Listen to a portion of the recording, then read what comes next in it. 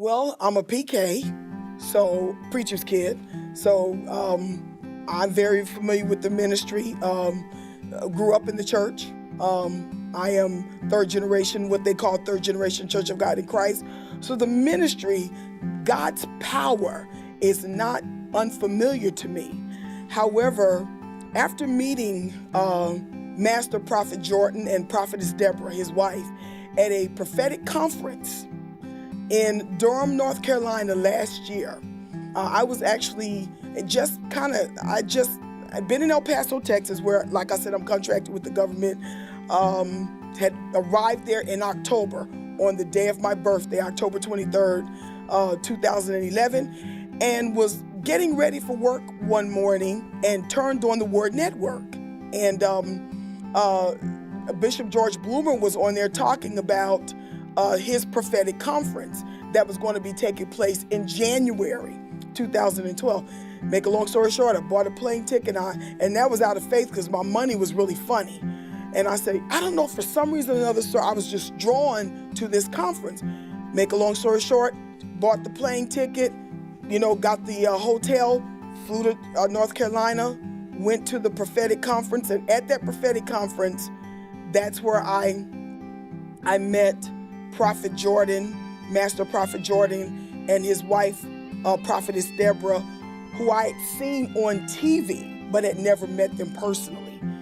And she had so many tickets where she was allowing, I don't want to say ticket slots, where they were allowing guests to come to the prophetic conference, which is going to take place in the following month, February.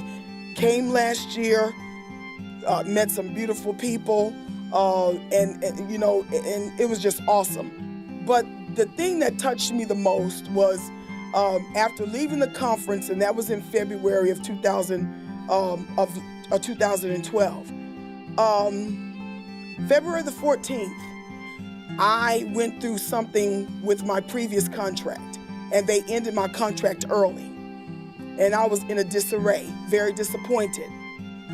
And that was on the 14th of February, I'd say about 9 or 10 days later, I had sown into the ministry, and sown into the ministry, and I received a CD from Master Prophet Jordan.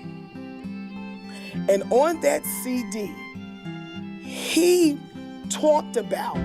prophetically went from the month of January to the end of the year. And what touched me the most was everything that he said from January to December occurred. It took place. He said, this is going to happen, woman of God. This is going to happen. This is going to happen. The strange thing about that prophecy also was there was a month that he left out. And that particular month that he left out, I was in a waiting period. And I'm telling you, and just even recently, I was watching something on TV one night or something. I can't remember if that was a TV or if I received a strange phone. I don't know what it was. He had, just out of the blue, I received a phone call and inviting me to participate on the conference line. And I called back in and sowed a seed into the ministry. And he later on, a couple of days later, sent me another CD about some things that I'm to do for the rest of this year. And one of them includes a book. And what I have not said to him or told him are the company of his prophets. I was in the bathroom getting ready for work one morning, and the Lord had given me the name of the book. And I can't remember everything that he said, or the company of prophets. And there was another lady, prophetess, had called that night. I was just blown out of my mind. And there's a young lady, I don't have any children, but there's a young lady in my ministry who I love her like she's a daughter to me, although I know I get on her nerves. And I'm always trying to coach her. This particular prophetess said to me, I see this young woman. In other words, you may not think that she's paying you any of attention, but she is watching you.